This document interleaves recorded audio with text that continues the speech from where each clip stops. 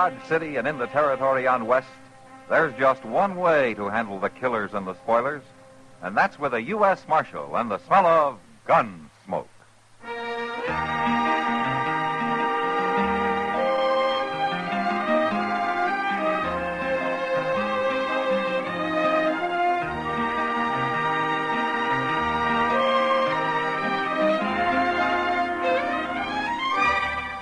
Gunsmoke, starring William Conrad.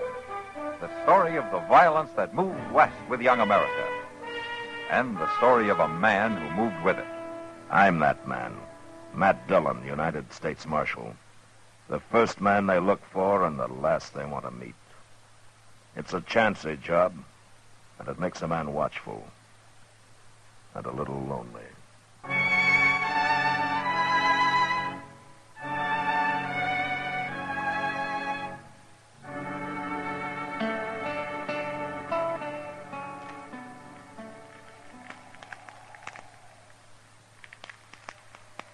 Good thing we packed in all that stove wood, Mr. Dillon. Gonna need plenty of it for morning. Yeah, it'll be a real cold night, looks like. That snow keeps on there, so it's gonna be 2 foot deep on the level and 4 in the draws. And if you don't take your boots off that stove, you're gonna have 2 feet on the bare ground, Chester. What are you talking about? Well, your soles are starting to smoke. Now take them off. My golly, I thought I smelled something burning in here. The stove's red hot. Yeah, well, at least my feet's warm for the first time in 2 days. Yeah, maybe I'll rub my boots with tallow. The leather ought to soak it up real good, being so hot that way. Evening, Matt. Oh, hello, Kitty. Hello, Come on in. Kitty. Oh, cold out tonight. Yeah, well, come over here and stand by the stove and burn with Chester. Oh, Oh, now. I can't stay, Matt. I got to get back to the Long Branch. Ah, big crowd tonight? Yeah, but quiet one. Men get sentimental around Christmas time. Oh, I'm that way myself, Miss Kitty. So am I, Chester. I was thinking earlier this evening what it was like when I was a little girl. We used to always say... Well, that was a long time ago. Well, why don't you stay a while, Kitty, and let Sam run the place tonight, huh? Well, the boys sort of need me, Matt. Talk with them and laugh with them, even though they're thinking of somebody else at the time. Well, yeah, I know, but... Well, I don't mind, really. Kind of nice to be needed by somebody. What I was thinking, though, Matt, later around midnight, maybe the 3 of us could get together. Make some hot rum, maybe? It's a good idea, Kitty. Yeah, doggone, maybe I can get old Mr. Jonas to rustle up some chestnuts. And I'll be counting on it. All right. I'll come here if that's all right. I'd kind of like to get away from the Long Branch. Okay. Oh, well, how are you, Mr. Beeker? Good evening. Well, I'd better get on back. I'll see you later. All right, Kitty. Come on in, Jethro. You look like you could stand some warming up. Marshal Dillon, got some trouble out in my place. Oh, what kind of trouble? I've been invaded, attacked on my own property, shot at. Look here, at that there hat. Ah, that bullet come much closer. You'd have been shot, not shot at. Who was it, Jethro? A couple coming through in a wagon. They took over my barn and won't let me put a foot inside. Now, what do you mean a couple? A man and wife? How do I know whether they're man or wife or not? Well, maybe they just wanted shelter from the storm. Marshal, I don't care what they want. They took possession of my barn without so much as to buy your leave. And I want them throw it out tonight. Oh, now, can't we leave it till morning, Jethro? No, sir. Will Ross ain't spending the night on my property. Will Ross? Yeah. Is your daughter with him? Harmony? Marshal, I ain't got no daughter.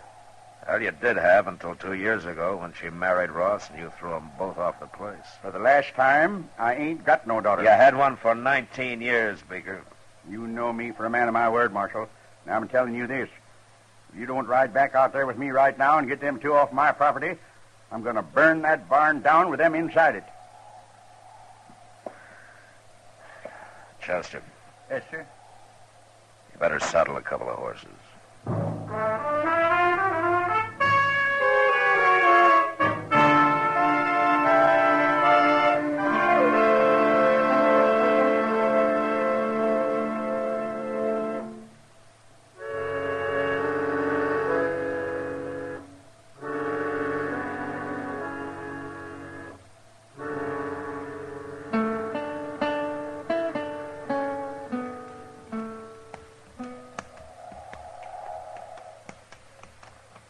I don't see any wagon, Jethro.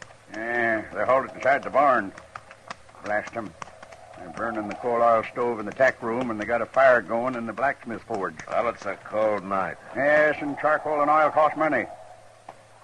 Come on out there, Ross. Got the law with me now. Jethro, if I'm going to handle this, I'll handle it my own way. Now, you stay right here. Come on, Chester. Yes, sir. Now, don't you go easy on them. I want them two treated like any other criminals. You make mighty good targets again this snow, Mr. Dillon. Yeah, I guess we do it that. The wind dies down, may not turn into a blizzard after all. But I just don't like the idea of walking right into a gun. Who is it? Who's out there? It's Matt Dillon. Hold your fire, Will. Stay back. I'm warning you, Marshal. Just want to talk to you, Will. Now, come on, open the door. It's cold out here. Is old Jethro with you? No, just me and Chester. You can come in alone, Matt. You leave your gun out there with Chester. All right, open it up. Here, Chester, hang on to this. Mr. Dillon, I just don't like this. Now, we got no choice. All right, hurry up, Matt.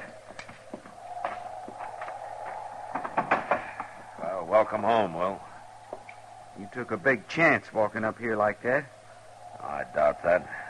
You wouldn't have shot anybody in cold blood before. I don't think a man changes that much in 2 years. Not unless he's pushed hard enough. Maybe. Now, take that gun, Will. You said you just wanted to talk. I do, but not over a gun sight. Now, hand it over. No, now stay back, Matt. No! Like I said, Will, a man doesn't change that much. No, I guess not. I wouldn't even have shot old Jethro. I figured that. We didn't aim to stop here, Marshal. We was trying to make Dodge, and the storm come down on us. A man takes shelter where he can. I wouldn't even ask him for a drink of water. Not after the way he treated us when we got married. But we didn't have no choice. Where's Harmony, Will? She's in the tack room. It's warmer there. I made up a bed for her with some straw and some blankets. A bed? You better go talk to her, Marshal. She'll be right glad to see you after all this time. All right. Chester, Yes, sir. come on in. I'll be right back. All right, sir. How you been making out, Will? Not too bad.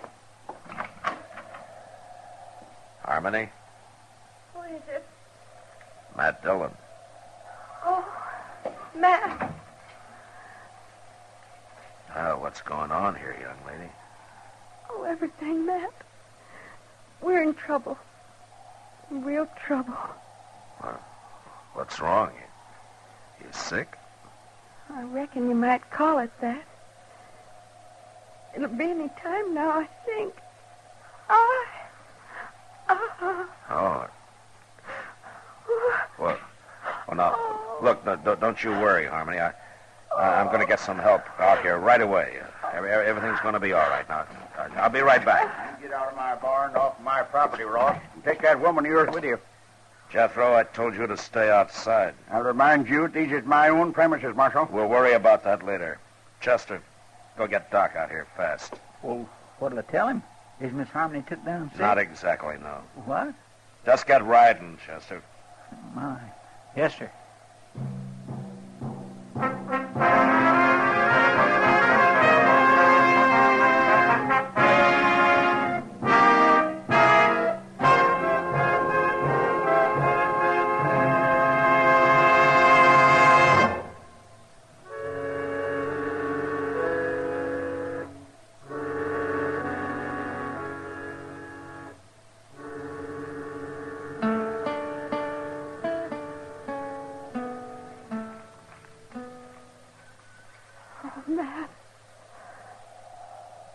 Matt, I'm scared. Now, you just take it easy, Harmony. Now, Will and Chester are going to be back any minute now. And they'll have Doc with them. Why don't they hurry? Don't worry, it won't be much Oh, longer. they've got to hurry. Oh, they've just got to. Oh. It's going to be all right, Why Harmony. couldn't Chester have gone alone? Oh, why did you have to send Will with him? Well, if he'd stayed here, Harmony, your father and him would have been at each other's throats. Where's Pa? He's out there keeping the forge burning, heating up some water. He's looking sicker by the minute. Why did it have to happen? Here, Matt. Oh. Harmony, take it easy. If I only had something to hold on to. Maybe if you'd give me your hand. Here, take my hand. Oh. Here. There you go. There you go. There you go. You know, baby's first look at the world ought to be all love and joy, not like this. Now, with Pa hating us like he does. Oh, no, Harmony. He does. He hates us. Will and me both. Well, maybe not as much as he puts on. Oh, Matt. Oh, you're right, I think. What do you mean? Oh, it's not going to be much longer. It's... Oh... Just take it easy. If Doc doesn't get here, you'll stay with me. You'll help me, won't you, Matt? Well, sure I will, Harmony. I'll do what I can. But he'll get here, though. Doc always makes it. I hope so, Matt, but I'm afraid he... Oh, say, look, it's coming. Now, what's all this fuss about? Oh, Doc, thank goodness. It's a fine time of night to drag a man out in the snow. Yeah, put my bag right there. I can't see why you didn't plan this thing at a decent hour, young lady. Doc, I'm scared. Oh, scared? Fiddlesticks, not a thing to worry about. Women were having young'uns long before you and me was even born. Hurry, please. Oh, well, now then, you just settle back there and you quit worrying. I'll tell you when it's time to hurry. Doc, do you mind if I... Well, now, Matt, why, you're as white as a sheet. Oh, well, Doc, Oh, you thought you was going to have to take over by yourself, huh? Now, you go on out there and you tell that old buzzard out there to heat up some more water. He hasn't got half enough. All right, Doc. And then stay out from underfoot. Me and Harmony's got some work to do. Go on now, get.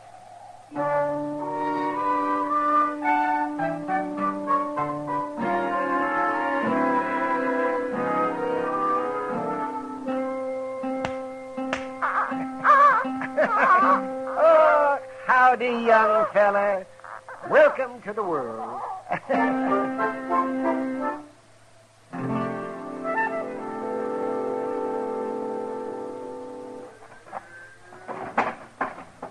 My gracious, it is cold, Mr. Dillon. Stopped snowing, though. Clear as a bell. There you are, Mr. Beeker. Better put some more wood on that forge, I guess. It's burning down pretty low. And so's my wood pile. It's a fool waste trying to heat a barn in midwinter. I'll cut enough to make it up before we leave. Yeah. One thing sure, Jethro, we ain't going out beholden to you. You always was a fine one to talk. And mostly, I can back it up. You didn't with Harmony. We don't need your old man's farm, you said. We'll have us one twice as big, you said. We run into bad luck. Yeah, sure you did. And you come crawling back with your tail between your legs. Not to you, we didn't. We got caught here tonight by accident. Bad luck accident. That's all you was born for. Just what I told Harmony when she defied me and up and married you. That's so. Now, you listen to me, Jethro. All right, that's enough. Settle down, both of you. Well, I didn't give you back your gun just to have you start another argument. I'm sorry, Marshal. I'm just kind of on edge, I reckon. Well, it ain't no wonder when a man's got a new little boy less than an hour old. Yeah, the rich get richer and the poor have young'uns. Jethro, shut up. Marshal, I'll remind you that all of you are trespassers on my property. I thought we settled that. I'm here because you called the law in, remember? Man, you sure ain't done nothing. Force of circumstances, Jethro. Now, they'll leave as soon as your daughter's able to. You can count on that. I ain't got no daughter, Marshal. Well, anyway, while they're here, you're going to keep the peace. And ain't no law against talking. There is if the talk leads to violence. And just remember that Harmony and Will don't like putting up with you any better than you like putting up with them. Real high and mighty, ain't they? And without a ruff over their heads. Well, a lot of folks might figure that makes you look worse than them. Now, what kind of talk is that, Marshal? Well, with a ranch this size, a big house on it, and a man your age trying to work it all by himself while his own kin roam the countryside, some folks might figure a man like that's got a lot of meanness in him. I told her what to expect if she married this feller. A man might tell somebody most anything when he's mad, Jethro. But it's plain stubbornness that makes him stick to it afterward. They come sneaking into my barn like bandits, Marshal. Didn't even knock on my door. Now you're saying I ought to go crawling to him. I didn't tell you what you ought to do. Well, it comes to that, though, and I ain't doing it. Don't worry, Jethro. We don't want no part of your ranch. And it ain't being offered to you. I worked mighty hard to make this place look like what it is. A little peace and quiet out here wouldn't do the patient any harm, you know. How is she, Doc? Is she going to be all right? She's fine. And so's the young'un. She'll live to have a dozen more, and he'll grow up and probably come to a bad end. Like being a marshal or a country doctor. Oh, now, young lady, I'll be back in the morning. You get yourself some sleep. All right, Doc. But would you tell my pa that... If you got any telling to do, you do it yourself. Pa? Pa? Well, answer, you old coot. She's talking to you. Yes? What is it? Pa? Would you come in here and say howdy to your grandson? Grandson. Did she say my grandson? Of course he's your grandson. Well, I hadn't thought of that. My grandson. Now, wait a minute. I don't know, Jethro. You just got through claiming you didn't even have a daughter. Confounded, Marshal, you're trying to put words in my mouth. Of course I got a daughter. And a grandson. And as fine a boy as you could ask for. Will. What? Will, I'd be much obliged to you if we could shake hands and kind of forget about things. Well, can't see no reason not to, Jethro. Yeah, good. Now, come on, Will. Let's look him over. By golly, a grandson. Oh, look at him, the crazy old fool. Young'un's born every day. It's nothing to get all worked up about. Who you fooling, Doc? Huh? Nobody. Well, what are we going to do?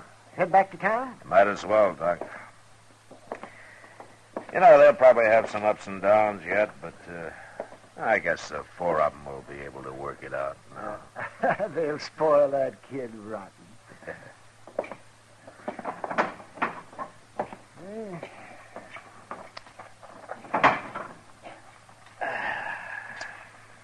Well, turned out to be a fine night after the snow quit, didn't it? Yeah. Oh. Look at those doggone stars.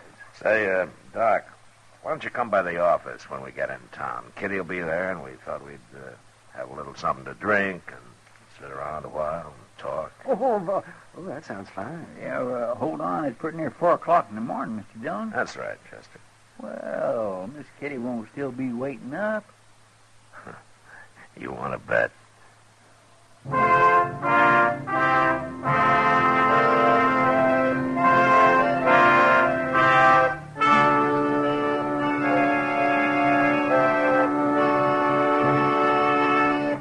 And now, William Conrad. You know, the frontier cowhand was pretty proud, and he'd fight anyone who had bad to say of his horse, his hat, or his saddle. And next week, it's because of an old spotted hound dog that 2 men nearly died. And that was the West. Gunsmoke. Produced and directed by Norman McDonald, stars William Conrad as Matt Dillon, U.S. Marshal. The story was specially written for Gunsmoke by Les Crutchfield, with editorial supervision by John Meston. The music was composed and conducted by Rex Corey. Sound patterns by Tom Hanley and Bill James. Featured in the cast were Ralph Moody, Vic Perrin, and Virginia Gregg. Harley Bear is Chester, Howard McNear is Doc, and Georgia Ellis is Kitty. Join us again next week for another story of the Western frontier, when Matt Dillon, Chester Proudfoot, Doc, and Kitty, together with all the other hard-living citizens of Dodge, will be with you once more. It's America growing west in the 1870s. It's Gunsmoke.